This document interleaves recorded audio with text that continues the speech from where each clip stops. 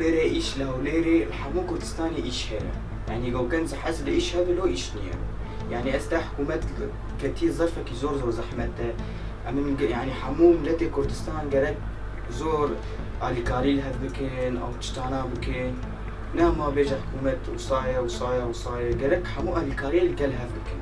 وسا نابێ یعنی ئێستا ئەمن بخۆم وەڵا لە مالێ دانیشتن بێ وەڵا ئیش نییە لۆ ئیش نییە ئەتۆ حەز لە ئیش هەبێ لۆ ئیش زۆرجی هەیە. Ez li Kurdistanê 4 sale teqrîben vay ketim sala pênca gelek mirtahim, gelek xweş e Kurdistan bû, wekî mala min e û hêviya min, daxwaza min ew e ku her Kurdekî li her çar parçe Kurdistanê em kom bibin dest bidin hev hêza xwe bikin yek, quweta xwe bikin yek. سوشیال میدیا بۆ پەیوەندی لە نێوان یەکتردا دروست کراوە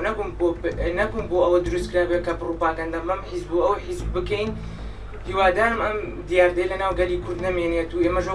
وڵاتانی پێش دەرەوە پێش بکەوین و لە ڕووی سوشیال میدیاوە من وەکو گەنجێک دەبینم کە سوشیال میدیا زۆر شتێکی لایەنی خراپیش هەیە وەکو تایبەت وەکو ئێمە لە ئینستاگرام فەیسبوک ئەوانە دەبین تۆزێک زۆر سیکیوریتی لەسەر ئەو شتانە هەبین بە تایبەتی لە هەندێک شتانە مەسەن زۆر لەوانە کچەکان ناتوان زۆر ئەو شتانە بەکاربینن.